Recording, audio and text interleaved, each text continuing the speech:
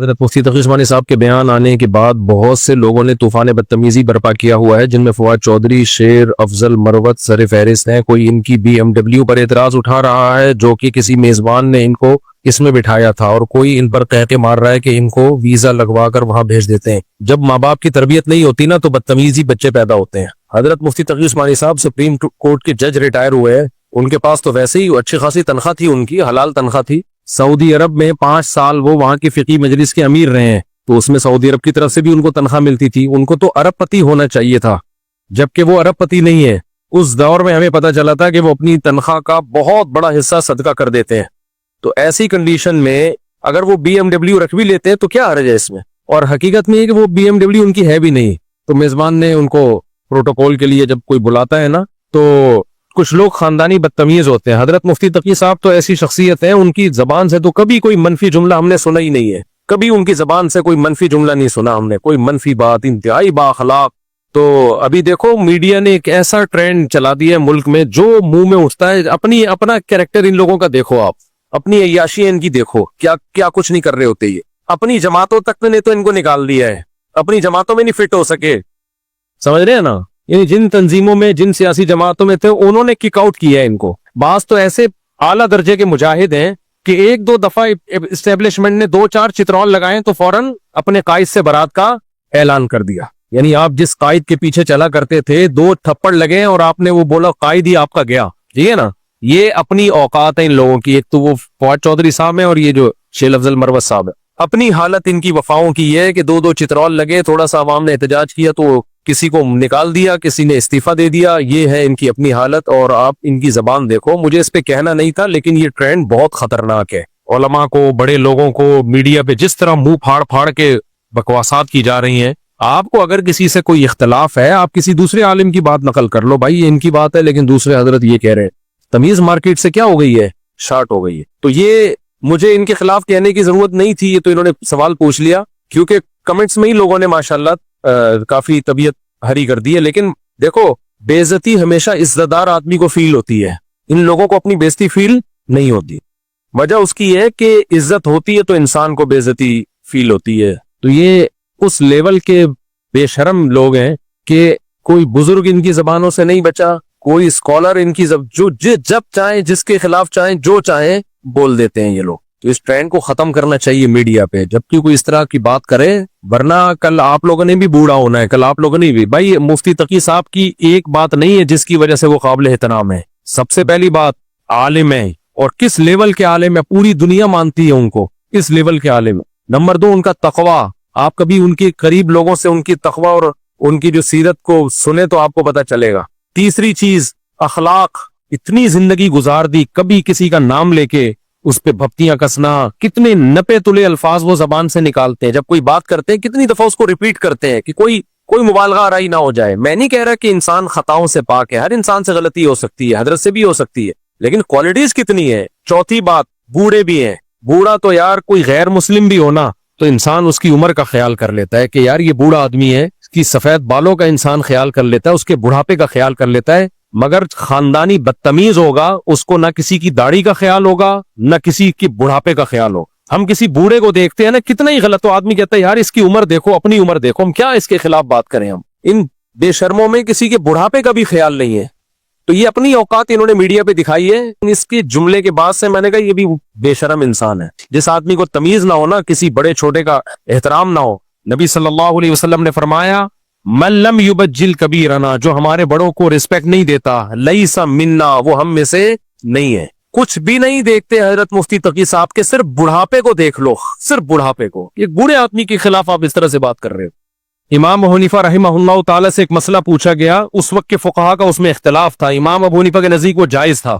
مسئلہ کیا تھا وہ میں بیان کروں گا تو یوٹیوب پہ ایک نئی جنگ چھڑ جائے گی نا، اس لیے میں اصل مدعا کو بیان کرتا ہوں، جو اس مسئلے سے سبق دینا مقصد ہے، وہ ہے امام حنیفہ کے نزدیک جائز تھا، باقی فقہا کیا کہتے تھے اس کو ناجائز۔ اب کسی نے امام صاحب پہ الزام لگایا کہ ابے یہ لوگوں کو اجازت دے رہے ہیں، رخصتیں دے رہے ہیں، دیکھو وغیرہ وغیرہ نا۔ تو کسی نے ان سے کہا کہ جب آپ کی نظر میں یہ جائز ہے تو آپ خود کیوں نہیں یہ کام کرتے، اور اگر خود یہ کام نہیں کرتے تو ناجائز کیوں نہیں کہتے پھر اس کو؟ تو امام صاحب نے فرمایا मुझे पूरे अल्फाज याद नहीं है क्योंकि ये इबारत पढ़े हुए भी 20-25 साल हो गए दौरे हदीस में, पूरे अल्फाज याद नहीं है। गालिबन ये था कि मेरे एक हाथ में चांद रख दें, सूरज रख दें, या ये कि मुझे पूरी दुनिया की दौलत दे दें, यानी जितना भी मुझे फोर्स करें, मुझे ये कहलवा दें कि ये जायज है, सॉरी नाजायज है, तो मैं उसको नाजायज करार नहीं दूंगा, क्योंकि मेरा इज्तिहाद ये कहता है कि इसके नाजायज होने की दलील नहीं है। पूरा जोर लगा दो, मेरे मुंह से ये नहीं निकलवा सकते कि ये नाजायज है,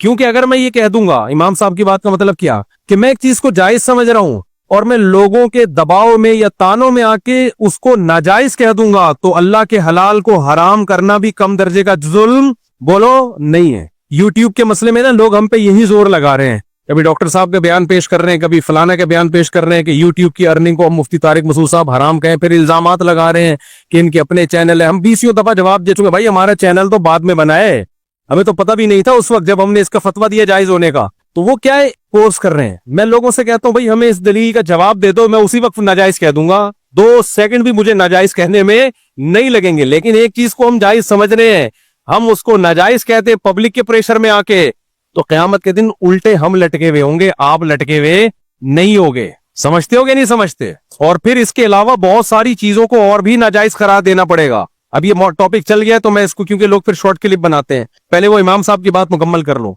तो इमाम साहब ने कहा कि मुझसे ये निकलवा दो ना कि ये नाजायज है, पूरी एड़ी चोटी का जोर भी लगा दिया जाएगा, मैं इसको नाजायज नहीं कहूंगा। तो ये मुज्तहिद और फकीह का काम होता है कि अगर वो किसी चीज को जायज समझ रहा है तो उसके नाजायज करार देना भी जुर्म है। जैसे नाजायज को हलाल कर देना, हराम को हलाल कर देना जुर्म है, ऐसे ही हलाल को हराम कर देना भी क्या है, बहुत बड़ा जुर्म है। मुशरिकीन यही जुर्म तो किया करते थे। हलाल हराम की अथॉरिटी किसके पास है? सिर्फ और सिर्फ अल्लाह के पास। अब मैं एक मिसाल देता हूँ यूट्यूब की आमदन से मुताल्लिक। लोग मुझे कह रहे हैं बिनोरी टाउन का फतवा है, दारुल कुरंगी का तो कोई इस बारे में वाज़ेह फतवा मौजूद नहीं है। बिनोरी टाउन जो यूट्यूब की आमदन को हराम कहता है ना, वो कहते हैं वो लोग, वो इसलिए कि वो वीडियो ही को हराम कहते हैं। ये जो हमारी वीडियो बन रही है या उलमा की वीडियोस आ रही हैं, वो इसी को तस्वीर में दाखिल समझते हैं। तो अगर आप उनके इस फतवे को फॉलो करते हैं तो फिर पूरा फॉलो करो, आप फिर वीडियो ही को हराम समझो, यूट्यूब में किसी भी कंटेंट को हराम समझो आप। तो हमें इस पे एतराज नहीं है, वो भी उलमा हैं और अहले हक उलमा हैं। जब उलमा का किसी मसले में इख्तलाफ होता है तो कोई किसी की भी राय को भी फॉलो कर ले तो उसमें इस पे मलामत नहीं होती। तो अगर आप उनकी इस राय को फॉलो करते हो कि वीडियो हराम है, फिर यूट्यूब छोड़ दो, आप टिकटॉक में जायज चीजें देखना भी छोड़ दो, ये उनकी राय है। तो जब उनकी ये राय है तो फिर तो वो यूट्यूब का सारा सेटअप ही उनके नजदीक नाजायज हो गया ना। हमारे यहाँ तो जो फतवा दे रहे होते हैं ना यूट्यूब की आमदन हराम है, वो यूट्यूब पे आके ही दे रहे होते हैं। तो बिनोरी टाउन की नजर में तो ये अमल ही नाजायज है, यूट्यूब पे आना ही नाजायज है। आपका बात समझ में? दूसरी बात ये मसला वैसे अभी बयान करने का था नहीं, अच्छा वाला हमारा दुनिया की मोहब्बत में बयान चल रहा है, फिर ये यूट्यूब को मैंने घुसेड़ दिया। ये जुम्मे की नमाज के बाद मैं बयान करूंगा, ताकि हमारा टॉपिक जुम्मे की नमाज के बाद सवाल जवाब का सेशन होगा, उसमें मैं यूट्यूब की आमदन का टॉपिक छेड़ूंगा। अभी नहीं छेड़ूंगा मैं, क्योंकि फिर मेरा जो अच्छा वाला एक बेहतरीन टॉपिक चल रहा है वो रह जाएगा। समझते हो कि नहीं समझते? तो अल्लाह ने जो दुनिया की मोहब्बत से मना किया, मैंने अर्ज किया कि उसमें जो जायज चीज है उस पे भी पाबंदी लगाना इस्लाम में हराम है। कोई निहारी खा रहा है, कोई बिरयानी खा रहा है, कोई देख से जब आप बिरयानी का ढक्कन हटाते हैं उसकी खुशबू से इंजॉय कर रहा है, तो कोई गवर्नमेंट की तरफ से भी और अल्लाह की तरफ से भी इस पर पाबंदी नहीं। हमारे हजरत मुफ्ती रशीद अहमद साहब रहमहुल्लाह ताला को अल्लाह ने बहुत दौलत दी थी। तो हमारे जब मेरी वालदा और हमारे घर की खवातीन गई हजरत के घर ना, बयान होता था तो हजरत की अहलिया से मिली तो उन्होंने बहुत सोना पहना हुआ था। हमारे हजरत की अहलिया ने गोल्ड बहुत पहना हुआ था, और भी बहुत सारी खवातीन गई, तो वो सब आके कहनी भाई ये मौलाना है, इनकी बेगम ने इतना गोल्ड पहना हुआ है, ये किस टाइप के मौलाना है? समझ में आ रही है? हजरत की राय ये थी कि जब अल्लाह ने पैसा दिया है तो मैं घर वालों को गोल्ड ज्यादा पहनाऊंगा। और हजरत स्पेशल उस दिन लाजमी उनसे कहते थे पहनो जिस दिन खवातीन बयान में आए, ताकि ये जो कॉन्सेप्ट मौलवियों के घरों का या दीनदारों के घरों का है ना, और ये जो दुनिया से मोहब्बत करने का जो कॉन्सेप्ट है ये क्लियर हो के इसका सही मतलब क्या है। अल्लाह ने अगर दौलत दी है, नबी सल्लल्लाहु अलैहि वसल्लम ने इरशाद फरमाया, सही हदीस है, इन्नल्लाह युहिब्बु अन युरा असरु निअमतिही अला अब्दिही। मैं पूरे, आप कह सकते हैं मुफ्ती साहब हदीस का रेफरेंस नंबर नहीं दे रहे। भाईजान हम पूरी अरबी की हदीस पढ़ के सुना रहे हैं आपको, पूरी अरबी की हदीस पढ़ के सुना रहे हैं ना। आप गूगल पे ठक कर लिखो, ठक करके आ जाएगी। लिखने में टाइम होगा, आने में टाइम नहीं लगेगा। पूरी हदीस अरबी में पढ़ के सुना रहा हूं। इन अल्लाह युहिब्बु अन युरा अथरु निअमतिही अला अब्दिही।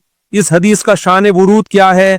एक सहाबी नबी सल्लल्लाहु अलैहि वसल्लम की खिदमत में आए, परागंदा लिबास, बाल भी बिखरे हुए। हम होते ना जो हमने इस्लाम का एक कॉन्सेप्ट बनाया हुआ है अपनी खोपड़ी में, हम कहते बुजुर्ग सिर्फ यही है। आज एक हमने बुजुर्ग देखा, कपड़े भी सही नहीं पहने हुए और बाल भी क्या है, मैले कुचैले और बिखरे हुए। हमारी नजर में कॉन्सेप्ट क्या है? तभी रूहानी आमिल जितना मैला होगा ना उतना ज्यादा चलेगा। फिर रूहानी आमिलों पे आ गया मैं, अल्लाह माफ फरमाए। रूहानी आमिल जितना गंदा, जितनी अंगूठियां उसकी होंगी ना, बिल्कुल छिछोरे नहीं जैसे लेडीज पना, उसमें अंगूठियां 6-6 4-4 अंगूठियां यहाँ डाली हुई होंगी, मुंह में पान, बड़ी बड़ी मूछें और मैला बदबू, जितना और जितनी उल्टी उल्टी बातें करेगा जो समझ में ही ना आए। इनके चैनल आप देख लो, इनके यूट्यूब पे बयान सुनो रूहानी आमिलों के, ना सर ना पाओ, पता ही नहीं चलता बयान बोल क्या रहा है ये। पता नहीं मुस्टंडे बने हुए लोग बैठे हुए होते हैं और उलमा मुफ्तियाने किराम बैठे हुए होते हैं उसके सामने, ऐसे आमिलों के सामने मुफ्तियाने किराम बैठे हुए। वो मैं उनसे पूछता हूँ, समझ में आ रहा है? कह रहे हैं बहुत ऊपर की बातें हैं, बहुत।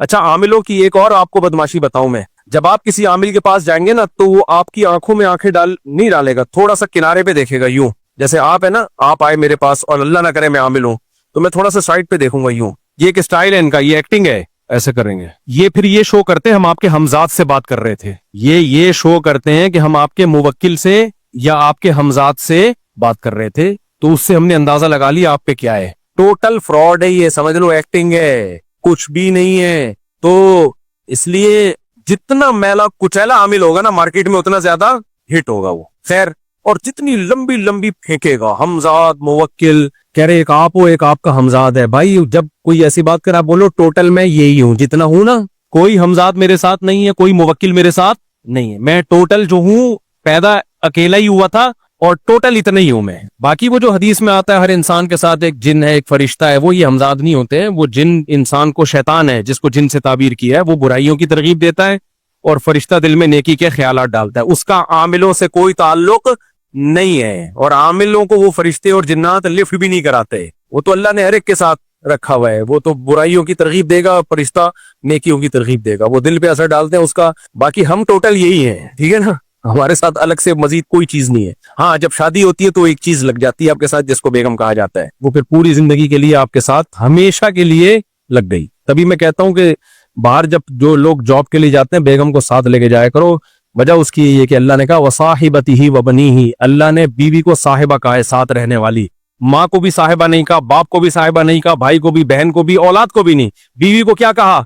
साहिबा। इसका मतलब ये पुलतरू की तरह हमेशा के लिए चिपक गई है। खवातीन को गुस्सा आता है मेरे लफ्ज पे, लेकिन भाई मैं तो तारीफ में कह रहा हूँ ना, ये चिपक गई है। पुलतरू इसलिए कहता हूँ कि जो कपड़ों में बाज दफा ना रेशमी कपड़ों पे एक धागा चिपक जाता है, देखा होगा बाज दफा, बचपन में ऐसा बहुत होता था। तो हम क्या करते थे, उस धागे को हटाया, हाथ से चिपक गया, अब दूसरे हाथ से पकड़ा, इस पे चिपक गया, वो करंट होता है उसमें ना, फिर यूं यूं किया, इधर चिपक गया, फिर यूं किया, इधर चिपक गया। उससे जान छोड़ाना, मरोगे तो जान छूटेगी उससे, या नहा के आ जाओ, तो वो फुलतरू कहलाता है, इज कॉल्ड फुलतरू। तो इसी तरह जब शादी हो गई तो बेगम को अल्लाह ने क्या बना दिया, आपके साथ चिपका दिया। अब 2-2 साल के लिए सऊदी अरब जा रहे हो जॉब करने के लिए, पूरी जिंदगी आप बेगम यहाँ है, ये शरीयत नहीं है भाई, ये शरीयत का मिजाज नहीं है, उसको साथ लेके जाओ। खैर, तो क्या बात कर चल रही थी यार, जल्दी से समेटे।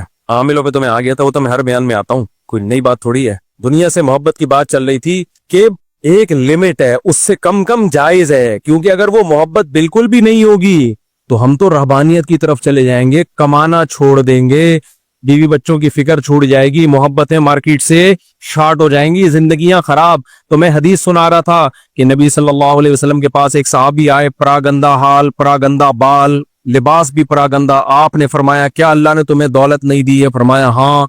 तो आपने फरमाया इन्नल्लाह युहिब्बु अन युरा असरु निअमतिही अला अब्दिही, अल्लाह ये चाहते हैं कि जो अल्लाह ने तुम्हें नेमत दी है उसके असरात तुम्हारी बॉडी से, तुम्हारे लिबास से नजर आए।